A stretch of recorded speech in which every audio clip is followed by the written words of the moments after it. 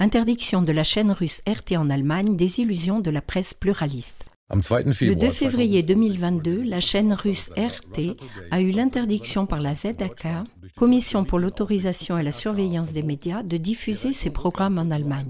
En réaction, la Russie a interdit un jour plus tard la diffusion en Russie des émissions de la chaîne Deutsche Welle, DW. Cette décision a donné lieu à un débat houleux. Savez-vous qu'actuellement, il n'y a qu'environ 3 agences de presse globales par lesquelles le monde entier est alimenté en nouvelles? Selon les témoignages oculaires d'Udo Ufkott et de beaucoup d'autres personnes, ces informations mondiales seraient contrôlées et souvent rédigées par des militaires haut placés, des services secrets, etc. Donc, quiconque compare attentivement les reportages apparemment diversifiés arrivera au résultat suivant. Ils proviennent toujours et partout des seuls et mêmes messages principaux. La diversité constamment mise en avant réside seulement dans l'habileté des journalistes du monde entier à préparer des articles et à retravailler la formulation. Les 3 agences évoquées plus haut sont les suivantes.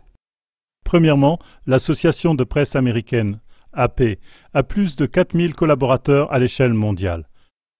L'AP appartient à des entreprises de médias des États-Unis et sa rédaction principale se trouve à New York.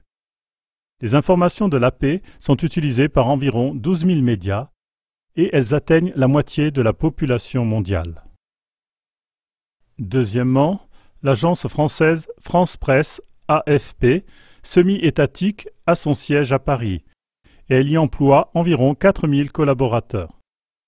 L'AFP envoie plus de 3000 messages et 2500 photos par jour à des médias aux 4 coins du monde.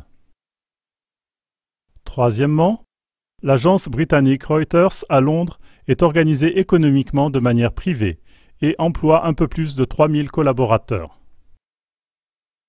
Le Suisse moyen ou l'Allemand moyen se dit maintenant: bon, ça n'a rien à voir avec notre presse.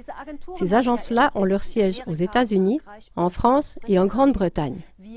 Nous avons quand même une presse diversifiée grâce à notre liberté de presse. Mais ceci est justement la plus grande erreur. Si on compare attentivement les reportages médiatiques, on constate que presque tous les médias, y compris en Suisse et dans l'Union européenne, reprennent et retravaillent exactement les mêmes reportages issus de ces 3 agences nommées ci-dessus.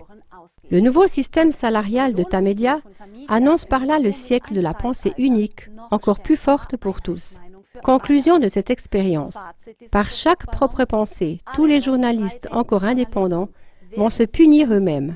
A contrario, à l'avenir, tous les journalistes qui écriront de manière assidue et fidèle au système pour plus de salaire et de primes puniront de cette façon le monde entier.